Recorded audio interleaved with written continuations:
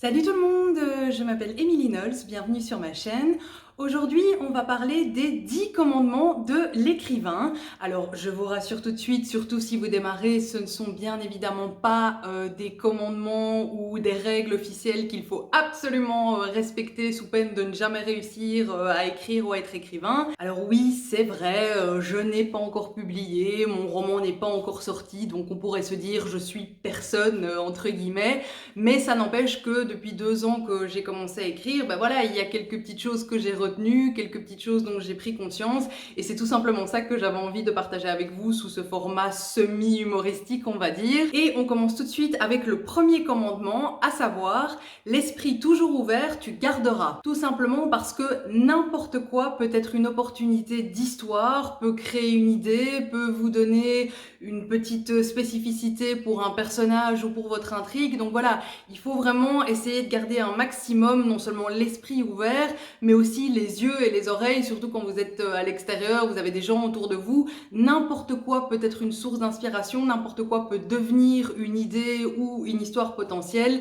Essayons de garder l'esprit ouvert par rapport à tout ça. Deuxième commandement, c'est ton âme d'enfant, tu retrouveras. Pourquoi? Tout simplement parce que les enfants ont une imagination débordante, ils ont un esprit complètement libre qui ne connaît pas de limites, ils ne sont pas encore enfermés dans des carcans ou dans des évidences, ils arrivent à rêver même éveillés, ils inventent des histoires au cours de leur jeu, ça leur vient naturellement, c'est juste tout simple pour eux, ils y pensent même pas.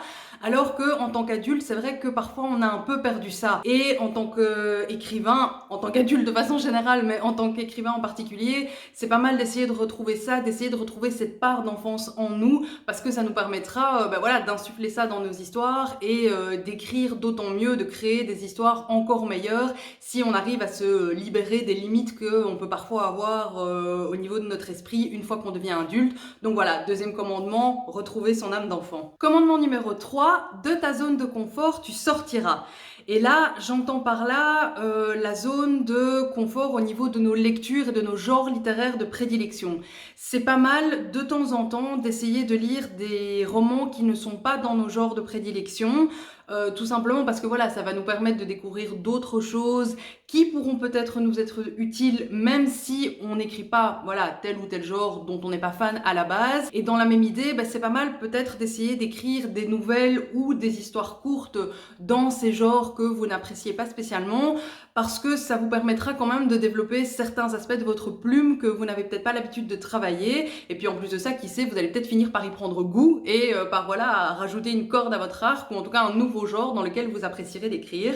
Donc on essaye aussi de sortir un peu de sa zone de confort de temps en temps. Quatrième commandement, indulgent envers toi-même, tu seras. On ne peut pas écrire le roman parfait du premier coup, on ne peut même pas écrire le premier jet parfait du premier coup. C'est normal, on passe tous par là, il y a des choses à retravailler, il y a des choses à corriger, à supprimer ou à ajouter, c'est parfaitement normal, donc on évite de se traiter de nul ou de s'auto-flageller parce qu'on a l'impression que notre premier jet est complètement pourri ou que notre roman est complètement pourri. Ça se retravaille, c'est normal, donc s'il vous plaît, ne vous auto-flagellez pas, hein, ça sert à rien, on passe tous par là, donc on essaye d'être indulgent envers soi-même. Et en parlant de premier jet, c'est justement le 5e commandement, à savoir, à ton premier jet, la paix, tu ficheras. Et ce, aussi longtemps que nécessaire. On sait que c'est pas mal quand on a fini d'écrire le premier jet, de le laisser reposer un petit temps pour voilà, pouvoir prendre du recul et revenir avec un regard un peu plus neuf au moment de la correction. Mais il n'y a pas de période bien définie qu'il faut absolument respecter. Certains auteurs ont besoin de quelques semaines, d'autres ont besoin de quelques mois. C'est un peu en fonction de chacun. Moi, je dirais, mais ce n'est que mon avis personnel, à partir du moment où vous n'êtes plus complètement obsédé par le roman que vous venez d'écrire, quand il n'occupe plus vos pensées en permanence et que ça ne vous manque plus de travailler sur ce texte, à ce moment-là, vous pouvez commencer à envisager de revenir et de faire votre relecture et vos corrections, parce qu'à ce moment-là, ça voudra dire que vous avez déjà assez de recul, puisque le manuscrit n'occupe plus votre esprit en permanence. C'est plutôt une bonne indication que vous pouvez commencer à reprendre ce texte pour essayer de le retravailler. 6e commandement, autant de passages que nécessaire, tu feras. Et là, vous êtes en train de vous dire, mais avec quoi elle vient? De quoi est-ce que tu nous parles, Émilie? Je vous parle de la correction. Il y a plusieurs types de corrections à faire quand on retravaille un premier jet ou même un deuxième jet. Il y a voilà, vérifier que l'intrigue tient la route, il y a la structure, il y a le développement des personnages, il y a l'orthographe évidemment, la syntaxe, enfin il y a plein de trucs comme ça à vérifier, il y a plein de types de corrections différents à faire. N'essayez pas de tout faire en un seul passage, vous allez devenir dingue. Et si je vous le dis, c'est parce que c'est l'erreur que j'ai faite quand j'ai commencé à corriger mon manuscrit L'oublié du lac. J'ai voulu tout faire en une fois et c'est pour ça que encore aujourd'hui je suis en train de galérer. Enfin en tout cas c'est pour ça que j'ai toujours pas fini. C'est parce que j'étais partie dans une très mauvaise direction. Vous dire je vais tout faire en une fois, comme ça je dois juste faire un seul passage et ça va plus vite, c'est une erreur parce qu'en fait ça va faire l'effet inverse. Vous allez aller beaucoup plus lentement si vous devez faire un passage au cours duquel vous vérifiez tous les éléments qu'il y a à vérifier, ça va vous ralentir. Honnêtement, ne le faites pas, vraiment, croyez-en mon expérience, là pour le coup, ça va juste vous poser plus de problèmes qu'autre chose. Donc voilà, on fait autant de passages que nécessaire, ça vaudra mieux. 7e commandement, sur tes bêta-lecteurs, tu t'appuieras. Leurs retours et leurs avis sont là pour vous aider à améliorer votre texte. Servez-vous-en, ils sont là pour ça. Je vous l'ai dit dans une des vidéos sur les bêta-lecteurs que je vous remets ici quelque part. C'est vrai que vous n'êtes pas obligé de prendre en compte les avis de vos bêta-lecteurs. C'est vous l'auteur, c'est vous qui décidez. Mais quand il y en a 4 sur 5 qui vous font la même remarque, c'est que quand même il y a quelque chose qui va pas dans votre texte et qu'il faudrait au moins se repencher sur la question. Donc voilà, utilisez les commentaires qu'ils vous font et les avis qu'ils vous donnent, ils sont là pour ça. Ça vous permettra de vous aider à améliorer votre texte et à avoir le meilleur roman possible, ou en tout cas le roman le plus abouti possible. 8e commandement, en question tu te remettras. Les avis de vos bêta-lecteurs sont parfois durs à encaisser, ça fait parfois mal à entendre, mais ça n'empêche qu'ils sont là pour vous aider, comme je l'ai dit là tout de suite, et il faut arriver à se remettre en question pour pouvoir les prendre en compte. Il se pourrait que votre première réaction soit « mais de toute façon c'est eux qui comprennent rien à ce que j'ai écrit ». Ok, d'accord, c'est normal, c'est humain, surtout quand on est attaché à notre manuscrit, mais ça n'empêche, si vous avez de nouveau plusieurs bêta-lecteurs qui vous disent qu'ils ne comprennent pas tel ou tel passage, le problème ne vient pas d'eux, le problème vient de votre texte. Je suis désolée de vous le dire comme ça. Que vos bêta-lecteurs n'aiment pas certains points, c'est une chose, on peut pas plaire à tout le monde, mais si ils vous disent tous ou presque qu'ils ne comprennent pas un passage, un paragraphe, un chapitre, peu importe, à ce moment-là, c'est pas eux le problème, c'est vous qui avez mal fait votre travail, entre guillemets, ou en tout cas, c'est vous qui n'êtes pas parvenu à exprimer vos idées clairement et de façon compréhensible.